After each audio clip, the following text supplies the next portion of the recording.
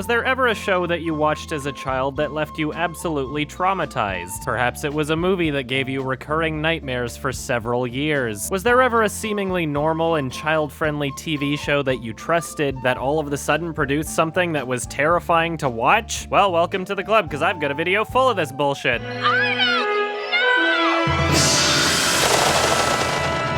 Now, with some of these, you might be thinking, Adam, that's not scary. Man, I didn't know baby Adam was such a beta pussy. But with other items featured in this video, I think you'll get a pretty good understanding of just why they affected me in this way. The shows that made it onto this video are ones that kept me up at night when I was just a little baby boy. So this is not one of my more seriously toned recommendation videos where I avoid spoilers and tell you to go see it. Consider this to be more like a bunch of mini YMS reviews all centered around the same theme. So without further ado, allow me to revisit the dark and painful repressed memories that I buried deep down so very long ago. Starting with Jumanji, starring Robin Williams. This PG-rated family fantasy adventure film was a lot better in my memory than revisiting it as an adult. I mean, I like the concept, and Robin Williams definitely helped make things a lot better, but overall it's just kinda dumb, and the overabundance of 1995 computer-generated effects doesn't really help the movie age all that well either. Now, how exactly this film wound up giving me nightmares is actually pretty simple. It planted terrifying fantasy concepts into my fragile little brain. Pretty much no matter what number you roll in this board game spawns something in your immediate vicinity that only has interest in fucking murdering you.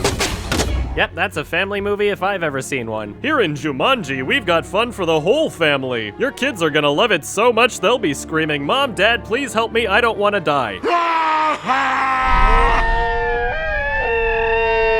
Alright, so let's see. We've got ominous, creepy drums that lure children to the board game, followed by a child screaming for his life as he gets sucked into a fucking vortex. Then we've got giant killer mosquitoes, which we later learn can send you into a permanent seizure with just one bite.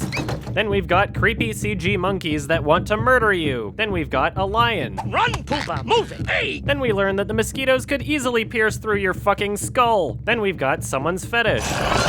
This thing fucking terrified me. Then we've got gun-wielding psychopath who immediately wants to kill you. Apparently you can't even reason with him. Then we've got Stampede!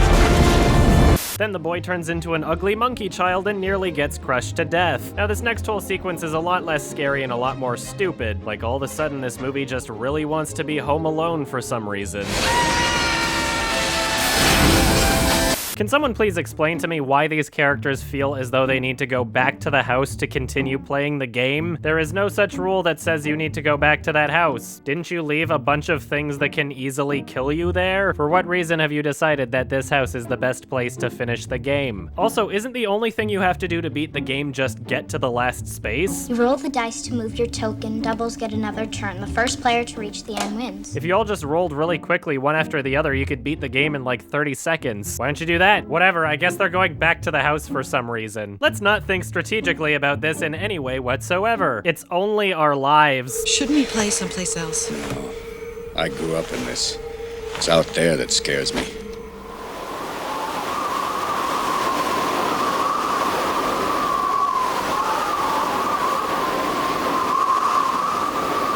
Literally on the very next roll, they are already facing consequences for that decision. What do we do now? We get to higher ground! Okay! Yeah, don't break any of the windows or anything.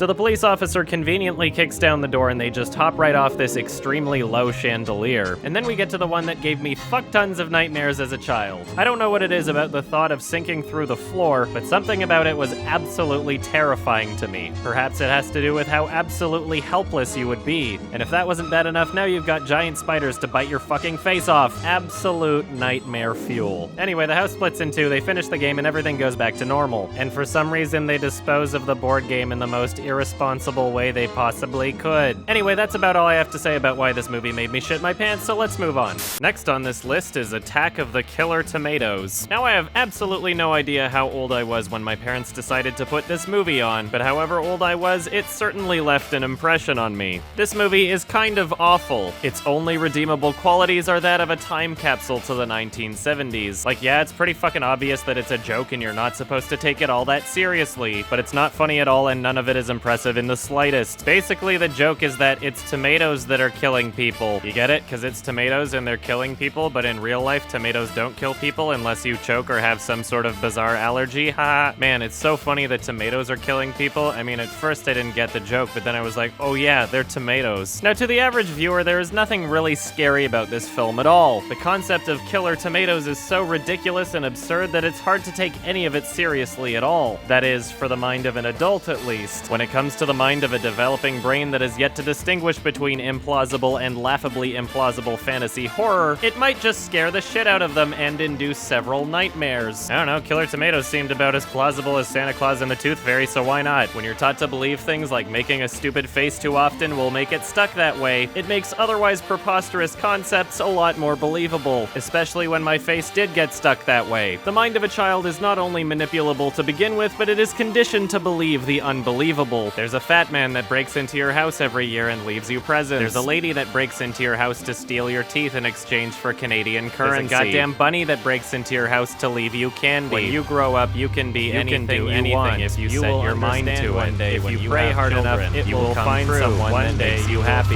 The skills you learn in school will help is not reading your emails. Killer Tomatoes! They're goddamn killer tomatoes waiting for you to let your guard down for 1 fucking second so they can end your life! Yeah, seems plausible. What's funny about this movie is I'm pretty sure my parents turned it off within like 5 minutes anyway. All I remember is this opening scene.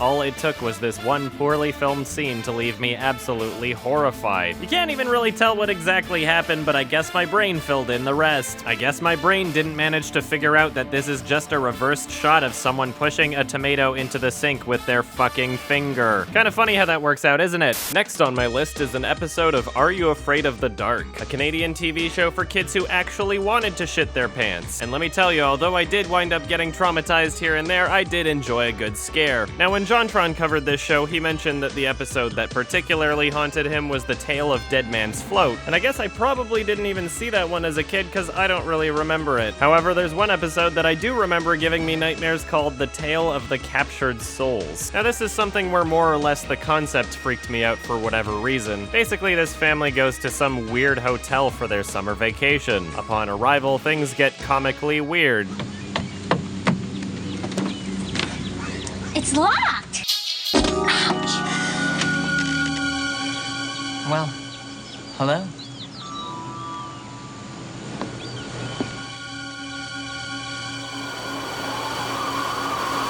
So this creeper shows them their rooms, and our main character starts to wonder why there are mirrors everywhere. Then they start asking about his parents. Oh, they're not here. Actually, they're off on a cruise. You're here all alone? Not anymore.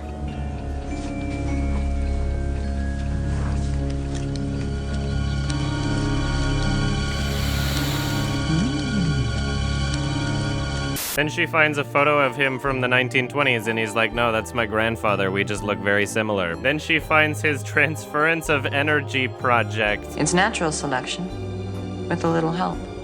Don't! Ruin it! Then he starts creepily staring at her face. I think you're breaking out.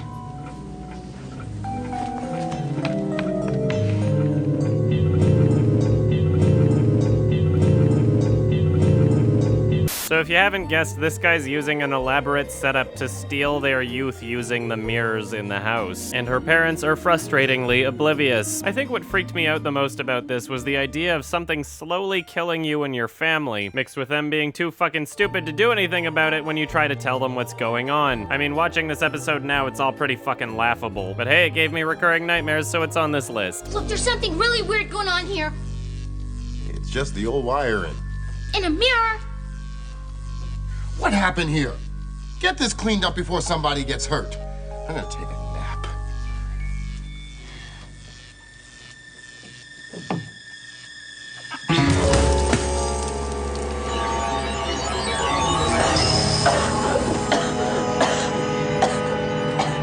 naturally she discovers his evil plot, and her parents are pretty much about to die of old age. She forces him back into his contraption by pointing a mirror at him, which for some reason he built with the ability to lock himself inside. Also, for some reason, he built the machine with the ability to reverse the whole process.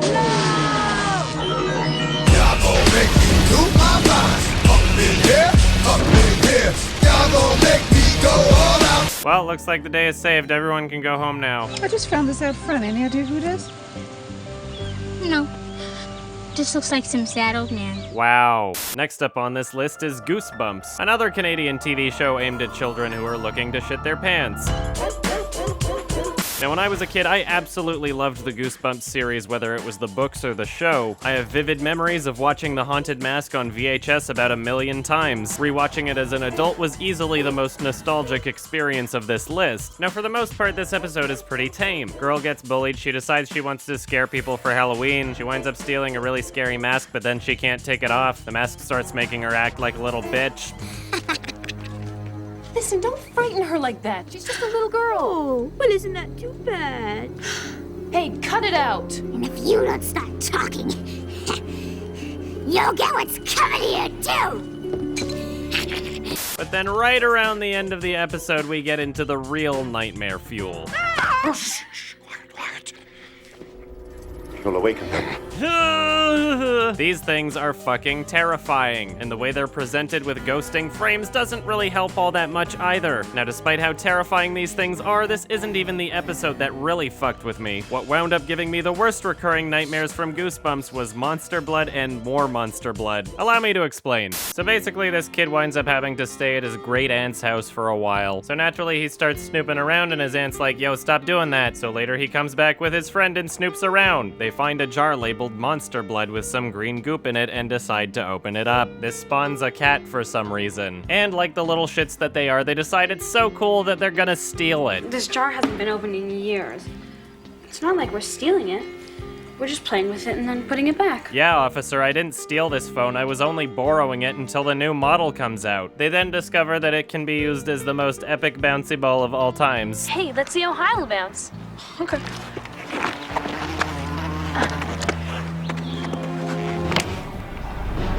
I wonder if Mikey sees that car. I hope he does. Watch out, Mikey! There's a car!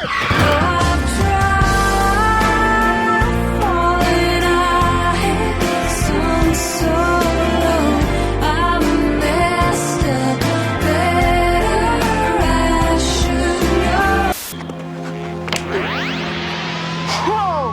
It went into orbit.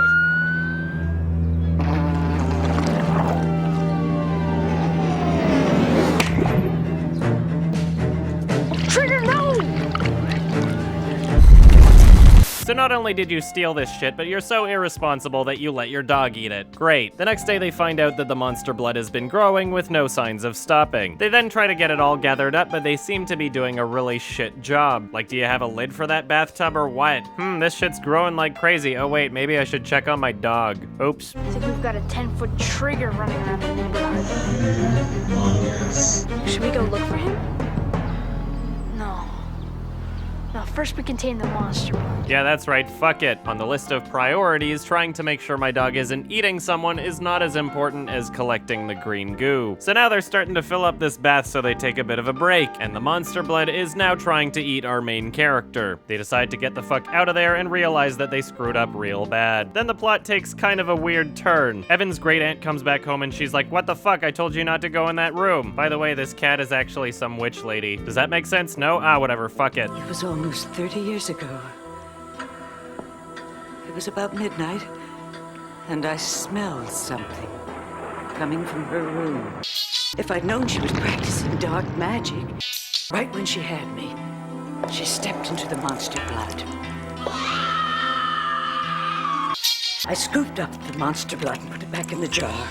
Then I locked it up and hoped that no one would ever find it. Oh, but someone did find it.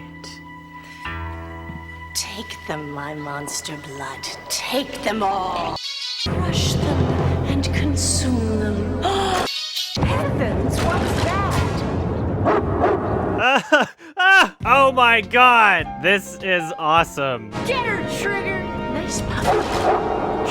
So the dog barks at her and she hisses like a cat because she was a cat, but the dog keeps barking at her, and then she steps in the monster blood and she gets sucked right into it. Yay.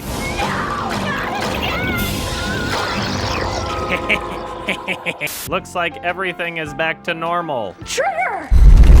So now he's on a plane to go visit his parents, and he's just finished telling his friend that highly implausible story. Once we got it back into the jar, we buried it where no one would ever find it. I hope you got it all. Can you imagine if a little piece had stuck to your shoe or something? That would be a disaster. No, it wouldn't be good.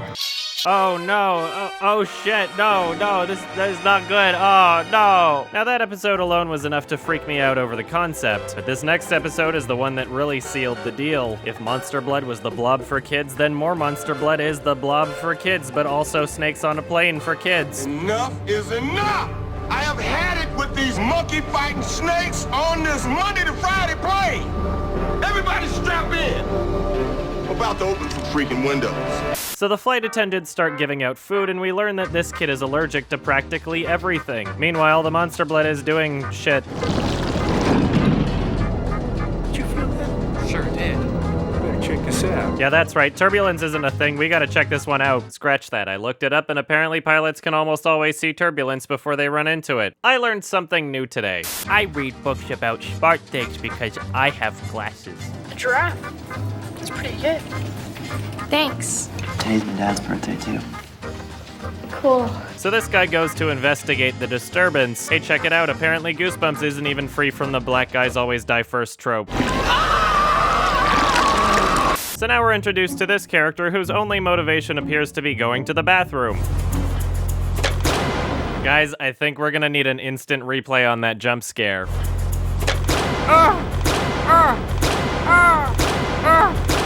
So instead of taking a piss like a normal human being, he immediately starts rubbing soap into his eyes. Man, that hurts. I'd better get some water on my face. Just how he didn't notice that isn't water before rubbing it all over his face is beyond me. So now there's a pretty big lineup. He's probably dead. He's been in there 10 minutes. Our main character shows up and is like, oh shit, but apparently it was a hallucination? Whatever, doesn't matter. Feels over reals. Fuck it. Monster Blood! What? It's here! Monster Blood, you gotta believe me. Tell the captain to land the plane.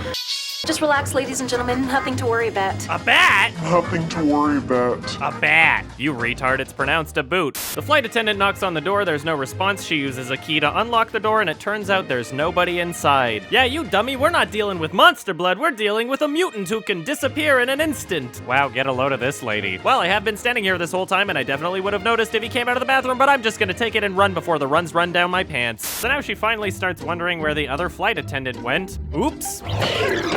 Hey, what was that noise behind this curtain that sounded like a gelatinous blob digesting an entire human being? Oh shit, who's smoking? All right, so shit's actually starting to get real now. No more cutaway bullshit leaving you wondering what happened. Now we are actually witnessing people getting sucked into and consumed by the Monster Blood. I mean, sure, a lot of the action is still out of frame and implied, but holy shit, did this ever terrify me when I was a little boy.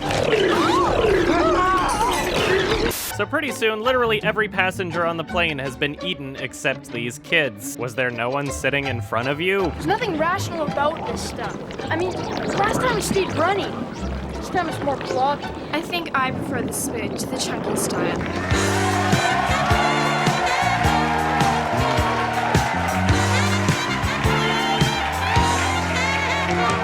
So they start throwing a bunch of shit at it, because I guess nobody's got any better ideas. Something's happening! Okay, wait a minute. Is this Goosebumps episode really just one big joke about airline food? It's an incredible discovery! Airline food makes the Monster Blood sick! I think I prefer the smooth to the chunky style. Yeah, it'll eat someone's laptop, but airline food, ugh. So now they figure that if they feed it enough airline food, they might just kill it. And wouldn't you know it, the food cart is on the other end of the plane. So this kid crawls through the overhead baggage compartments. Is it just me, or do these things not usually connect seamlessly from one end of the plane to the other? Also, apparently everyone on the plane didn't really feel like bringing all that much with them. So now this thing tries to go after Curtis, but Conan jumps in to save the day. Conan!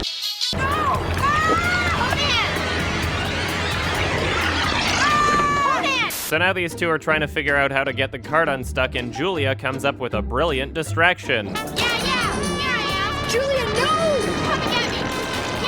Why? I should probably mention that that trumpet was from the show and not from me. Anyway, they push the cart into the monster blood and it throws up all the airline food. Yay. Hey, this shot is just a mirror image of that shot from a few minutes ago. Anyway, the monster blood's dead and I guess everybody's okay now. Let's not even acknowledge that thing that just happened. Oh look, a dog! Call me if you feel like it. I know what it's like to be the new kid in town. Thanks. Oh wait, hold on guys, I almost forgot my jacket.